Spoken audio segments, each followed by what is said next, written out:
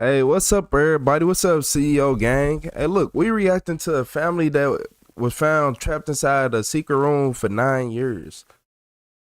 The world thought they disappeared. Hey, shout out to Explore with us. Hey. Okay, I'm live. Y'all know I be having to make sure I'm live. What is up, Ewu crew? Today, we will be covering 3 unbelievable cases of people discovered in extremely bizarre places that will leave you absolutely speechless. If you enjoy true crime, mysteries, and true stories, be sure to hit the like button and subscribe. Now, let's get into it. The first story we are going to be covering today is that of Sandale Sabia. It is never a particularly fun experience to break or sprain a limb. Of course, the most painful part of breaking an arm or a leg is the pain from the break itself. But the second most painful part is, admittedly, the trip to the hospital to get the break taken care of. Waiting in sitting rooms can feel like forever. Getting an X-ray can take far longer than one would like. And the actual process of having an injury put in a cast can be both tedious and uncomfortable.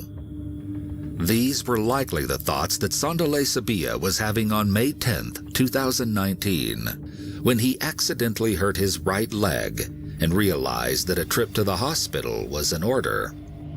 Sandale, a construction worker and local of Durban, South Africa, ended up heading to Durban's Mahatma Gandhi Memorial Hospital in the early afternoon in quite a bit of pain. When he arrived, he predictably waited his turn in the hospital's sitting room, like any other prospective patient.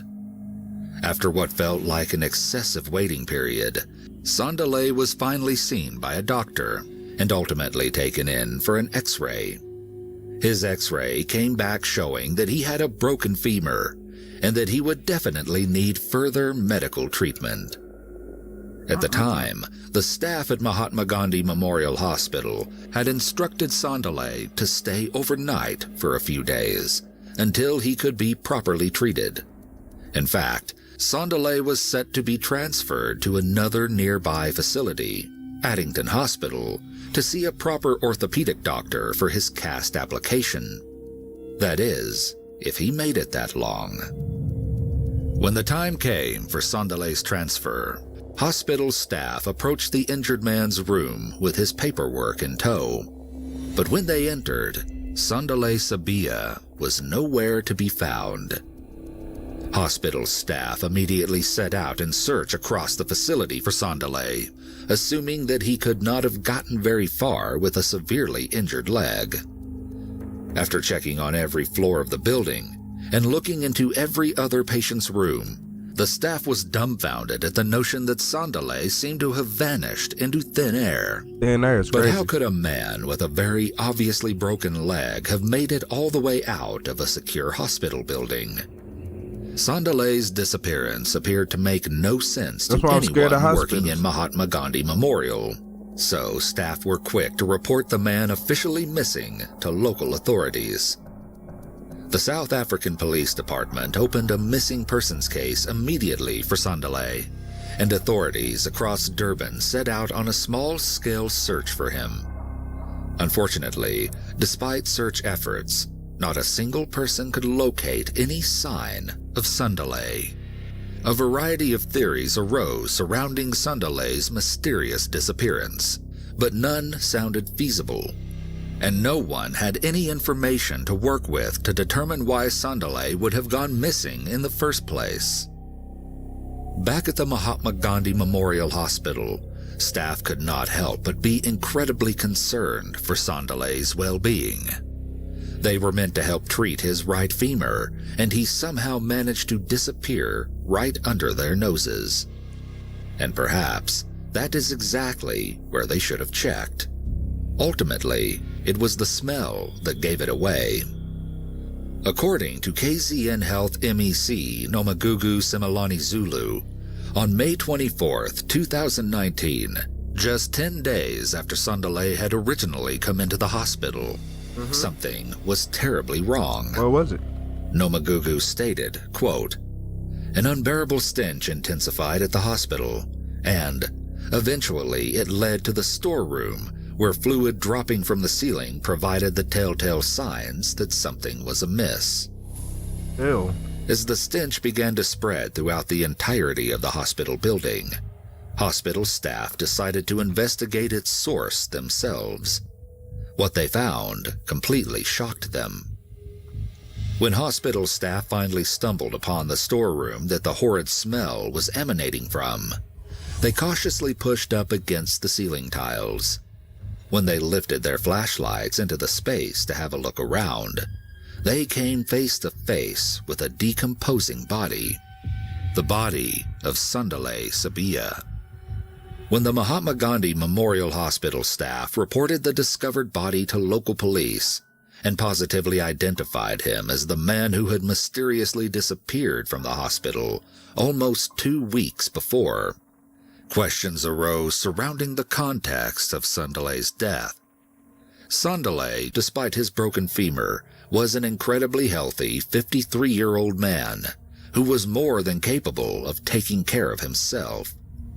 So, how did he end up dead in a hospital ceiling?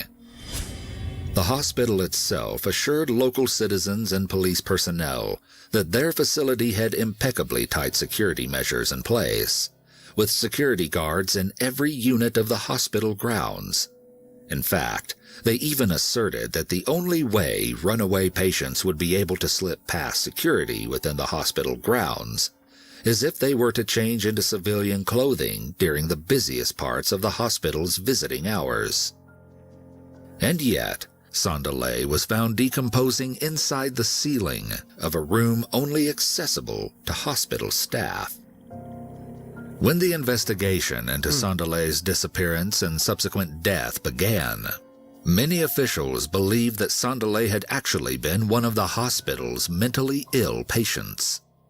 In fact, early reports of Sandale's initial discovery even went so far as to report that Sandale had actually been a mental patient before his disappearance, which was eventually proved to be false by the hospital. Okay.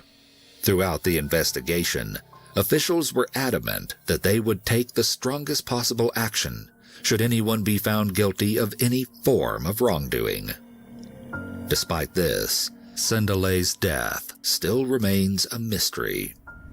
And the way his body ended up in the ceiling panels of the very same hospital he came to for help just days before his death is also still completely unknown. The second bizarre case we have for you today is that of Brian Egg. Brian Egg was born and raised in San Francisco and spent the majority of the later years of his life living in San Francisco's South of Market neighborhood, after having spent some of his youth working as a bartender at the legendary gay bar, The Stud. Brian's family resided just outside of the Soma neighborhood and visited with Brian every so often when their respective schedules lined up properly. When visiting each other was not particularly feasible, Brian and his brother would simply give each other a call on the phone to discuss the recent events of their lives. One thing was certain between Brian and his family: communication was a crucial part of maintaining their strong familial relations.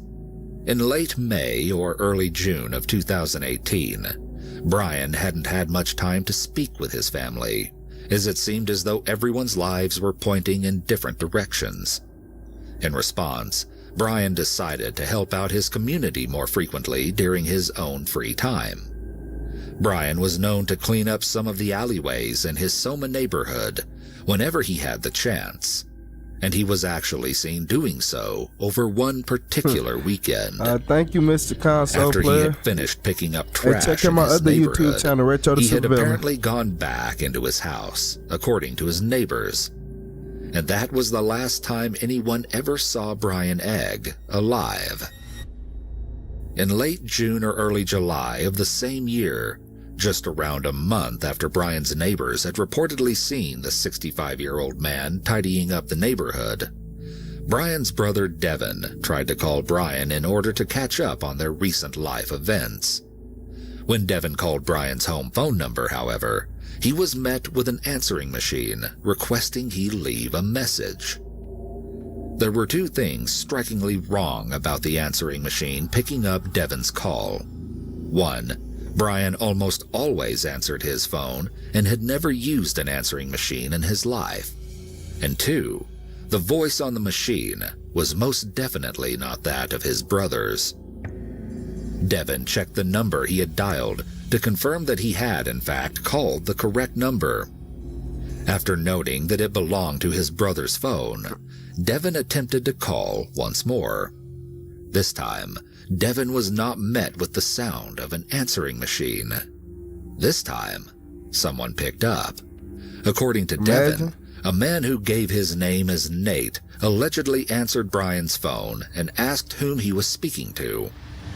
Devin explained that he was Brian's brother and was trying to reach Brian at his phone number. Nate assured Devin that his brother would call him back shortly and that Brian was simply outside taking his dog on a walk around the neighborhood. As strange as the situation sounded, Devin nonetheless found himself waiting for his brother to give him a call back. Unfortunately, that call would never come.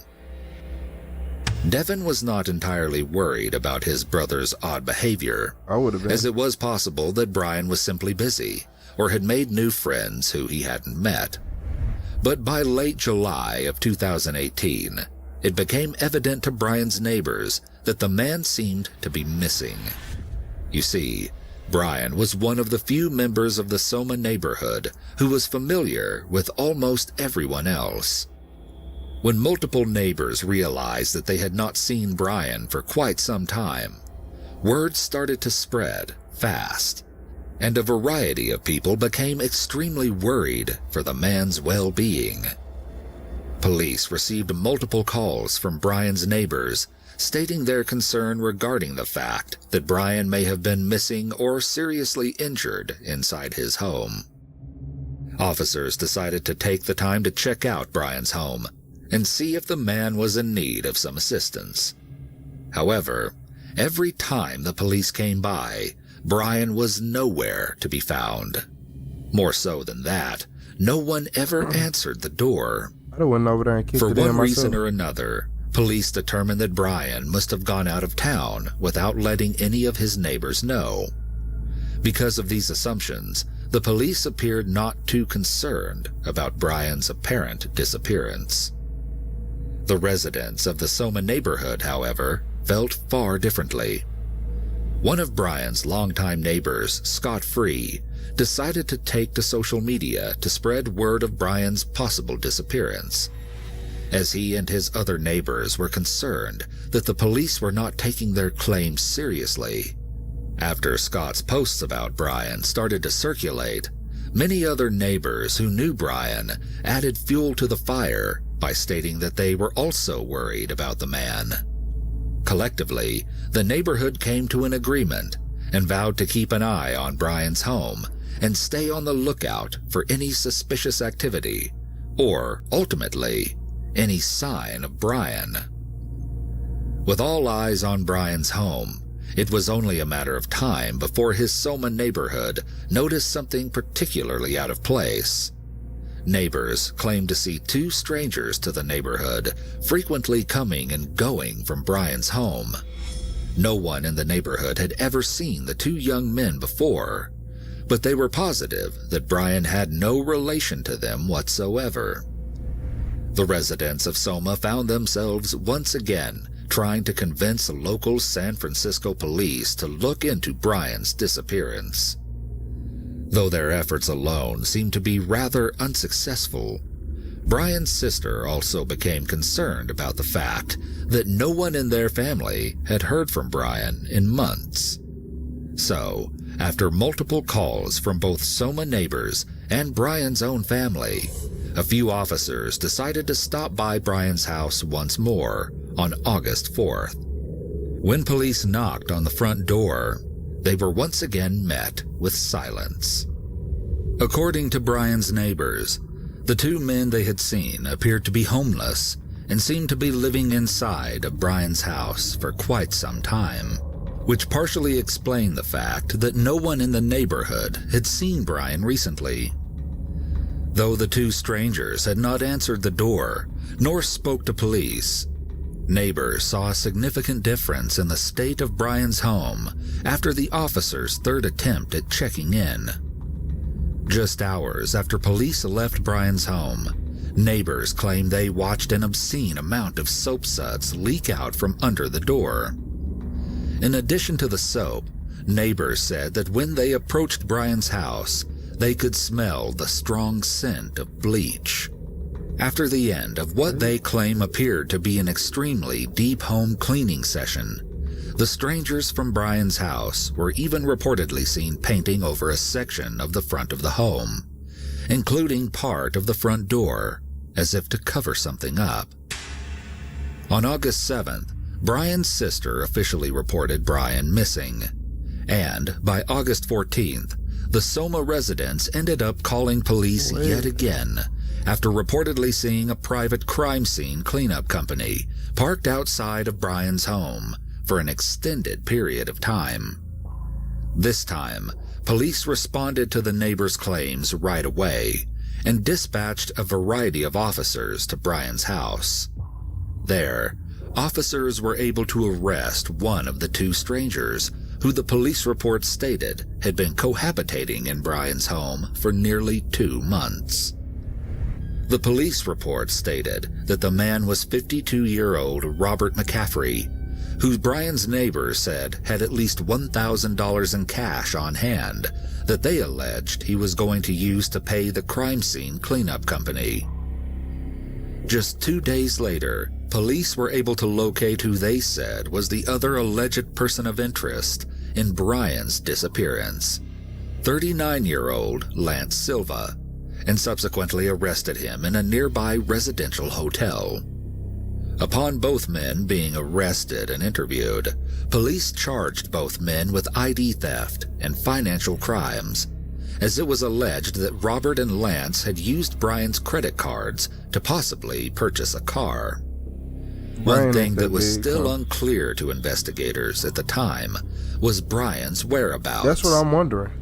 In the hours after Robert and Lance's initial arrests, police returned to Brian's home to thoroughly search for clues regarding Brian's whereabouts. That is, if he was still alive. On August 17th, 2018, after 4 days of searching the home, police discovered something they never saw coming. Inside Brian's home was a storage room located directly under a staircase. Police opened up the storage room. They were immediately met with an unbearable stench. Inside was one singular fish tank, hidden away out of sight. It was then that investigators noticed that there was something peculiar stuffed inside of the fish tank. It was the torso of a body that had been beheaded and had its hands removed. The gruesome body was all that was left of Brian Egg. Brian's death was ultimately ruled a homicide by a San Francisco medical examiner, and both Robert and Lance were charged with homicide, identity theft, elder abuse, and various financial crimes. Despite this, the San Francisco District Attorney's Office eventually ended up dropping all of the charges against both men, pending further investigation. Robert was ultimately freed, and Lance ended up being held in jail in Alameda County for a parole violation. But ultimately, Lance too was freed from jail. To this day, no one has been deemed guilty in court for Brian Egg's gruesome death. And over a year after Brian's dismembered body was found stuffed into a chemical-filled fish tank in his own home, his killer or killers remain at large. Finally, the last case we have for you today is one that involves a lot of secrecy and plenty of unanswered questions. That just made me mad. In the ruins of Rheinavold in the Netherlands, day-to-day life has almost always been extremely consistent. Rheinavold is a place where everyone knows everyone, and rumors spread like wildfire when gossip starts. At least the most interesting ones do. The residents of Rheinavold tend to keep to themselves for the most part, but are nonetheless familiar with the different lives being lived in the areas around them. Or at least, they thought they were. In October of 2020, a local Dutch cafe called De Kastelein welcomed a new customer for the first time in a long time.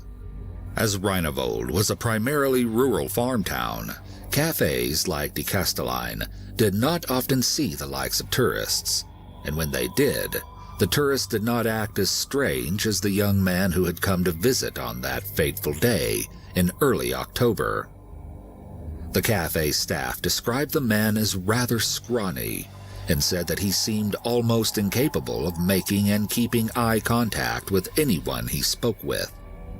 At first, it was not clear to anyone else in the cafe if the young man could even speak their language, until he eventually spoke up to place his order. When he did speak, the man ordered 5 pints of beer that he intended to drink alone. When the cafe staff brought him his order, the young man downed all 5 beers in one go, leaving everyone around him curious as to what had brought the man here, and why he seemed to be acting so very strange.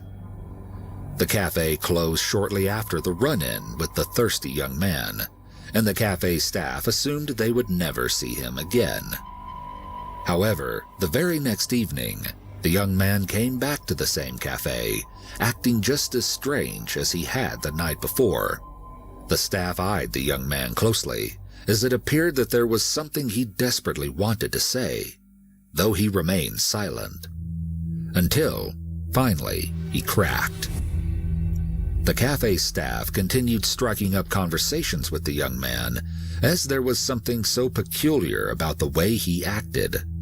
Everyone assumed something was off, but they couldn't tell what it was. Prompted by the curiosity and concern of the cafe staff and the beer in his belly, the strange young man blurted out something he knew was meant to be kept a secret. According to the De Kastelein cafe owner, Chris Westerbeek, the young man, quote, said he had not been outside for 9 years. Later, he also said that he had 4 brothers and 1 sister who lived on the farm. He was the oldest and wanted to put an end to the way they lived. At first, Chris and the other employees from the cafe did not know how to handle the information they had gathered from the strange young man. Some of the staff speculated that the man could just be out of his mind, or even alleged he could be on some kind of drug. But others saw the desperation in the young man's face and believed that he was truly scared for his own well-being, even if his claims seemed wildly outlandish in their small village. Chris decided to stay cautious and call local Rheinavold police to look into the young man's strange and concerning claims. When he did so, he had no idea what would come of it. When asked further questions about his circumstances, the young man allegedly claimed he had been inside for 9 years because of some kind of religion or a cult, but nothing more. The next day, following Chris Westerbeek's concerned call to police, authorities acted on the complaint and visited the house on the Buitenhuizerweg. When they arrived on the plot of land, they were shocked to discover what was going on just inside of a farmhouse that local residents passed by every single day. The house was situated over 200 yards from the nearest road and 100 yards from the nearest building, which meant people passing by couldn't easily see what was happening. Inside the farmhouse, on the ground floor, was a small room that officers had initially assumed to be empty. When they took a look inside, however, they were taken aback at what they found. Police said that inside the small room, they found multiple people, an entire family. Upon being questioned by police, every single member of the family claimed that they were all over 18 years old and adults. though none of them could give police any straight answers as to why they were all cramped into a single room. Police noted that there were 6 people living in seclusion on the farm, in addition to 25-year-old Jan, who had been the first and only member of the hidden family to escape into town in over 9 whole years. Jan was the weary stranger at the De Castellan Cafe who had been nervous and uneasy to tell anyone the truth surrounding his circumstances. Upon their discovery, police learned that all 6 of the people hidden away in the farmhouse were actually between the ages of 12 and 15, not 18 as they had originally claimed. They appeared to have been taught to lie about their age if they were ever discovered. Though some of them were not very willing to leave the premises, police had all 6 of the children taken into police care and ensured that they were all immediately seen by a doctor to gauge their health. Police were initially uncertain as to whether or not the family had been living in the farmhouse voluntarily, and, more pressingly, how they came to be there in the first place. Later into the investigation, the police report stated that all 6 of the children who had been hidden away in the farmhouse had never actually been included in the official registers, meaning that they had allegedly been born in secret and kept completely away from the rest of society. Okay. Police were quick in tracking down who they believed was the father of the 6 children, 67-year-old Gerrit Jan van D. Gerrit was taken into custody, but only after investigators alleged that he had not been alone in purportedly keeping his children in isolation. Police said they tracked down an Austrian man by the name of Joseph B., who locals had known as an odd jobs man who had rented the farmhouse. It is alleged by investigators that the 2 men were running what they referred to in the police report as some kind of doomsday cult with no connection to the outside world. The BBC reported that over the years, Gerrit is believed to have allegedly mistreated most of the children, though none of the children ended up filing any kind of formal complaints against their father or Joseph. As the investigation went on, police learned that Gerrit actually had 3 older daughters who had managed to leave the home before the family reportedly withdrew from society. Upon the police's discovery of his alleged cult formation, Gerrit was also reportedly charged with money laundering, unlawful detention, and more. Joseph B. was charged and is suspected of kidnapping and money laundering. According to authorities, quote, both Gerrit and Joseph knew very well what they were doing was punishable by law, and Gerrit van D. was the evil genius, but Joseph B. was his partner in crime.